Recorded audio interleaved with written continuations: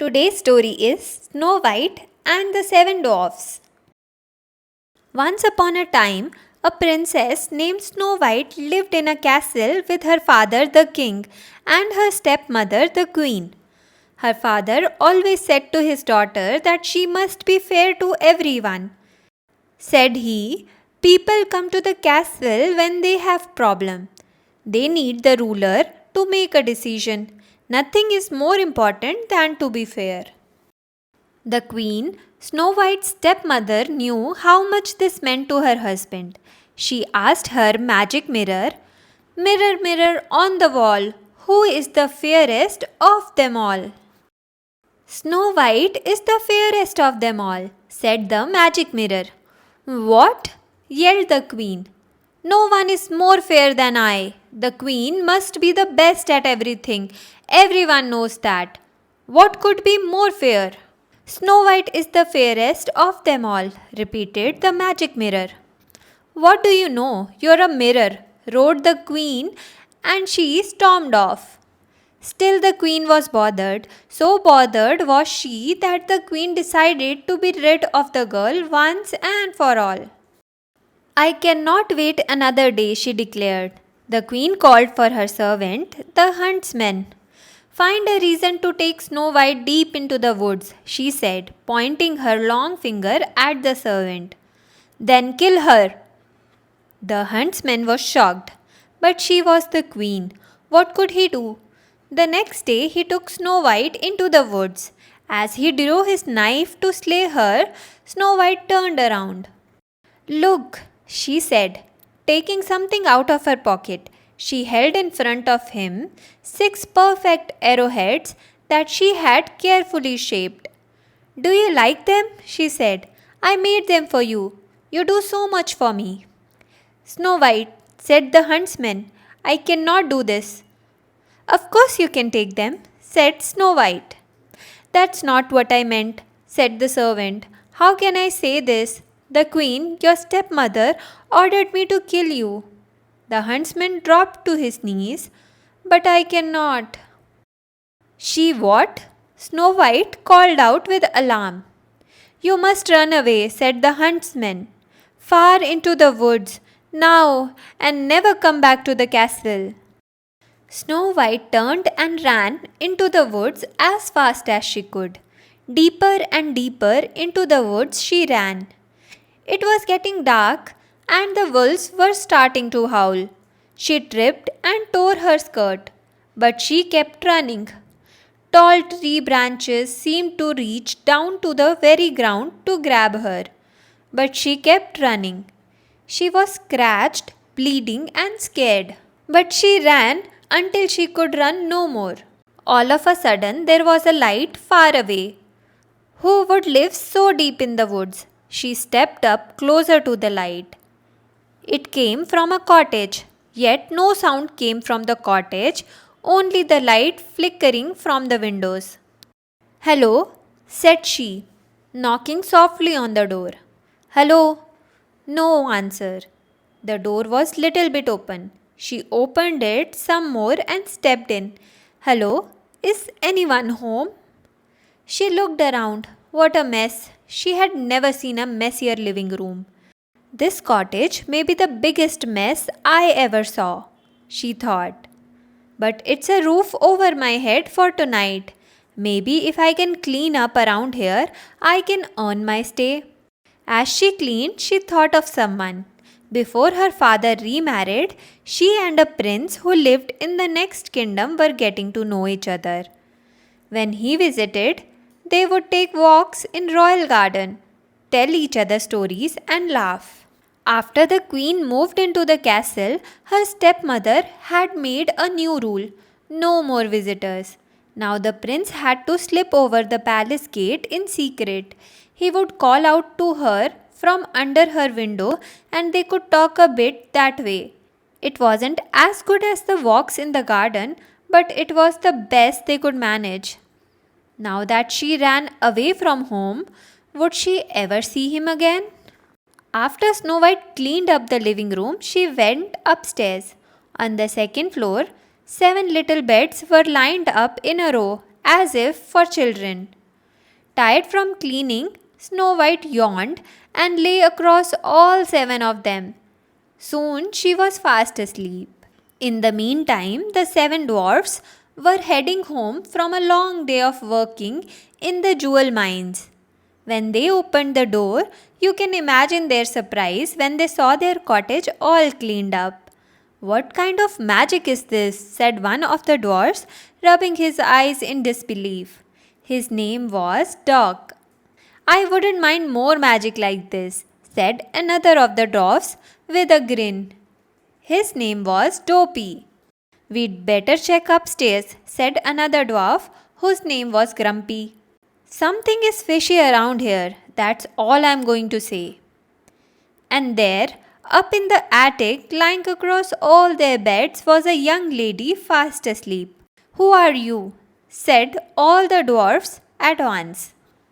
Snow White bolted awake. The 7 dwarfs could tell she was as surprised as they were. Then, when everyone calmed down, they started to tell their stories. Snow White learned their names: Bashful, Doc, Dopey, Grumpy, Happy, Sleepy, and Sneezy. She told them all her life in the castle and her stepmother. That her stepmother had tried to get the huntsmen to kill her. That the huntsmen had set her free in the woods and that she could never go back home again. "Stay here with us," said Bashful. "That's sweet," said Snow White, "but if I stayed here in your home, I would have to do something for all of you." "You already cleaned up," said Sneezy. "Keeping the house clean will be easy," said Snow White, "as long as we all pitch in. I will let everyone know what part they can do, and I will do my share too, of course." "That's fair," said Happy. "There must be something else I can do for you," said Snow White. The 7 dwarfs shrugged. "Do you know how to read?" said Doc. "We have books with wonderful pictures and would love to be able to read them." So it was agreed that Snow White would teach them all how to read.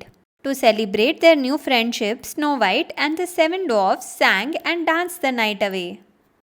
The next morning, before they left for work, the 7 dwarfs warned Snow White that she must not open the door to anyone. After all, who knows what evil her stepmother might do? The princess nodded and the dwarfs left the house. The princess prepared her first reading lesson. She also prepared a good hot meal for the 7 dwarfs when they returned home at night.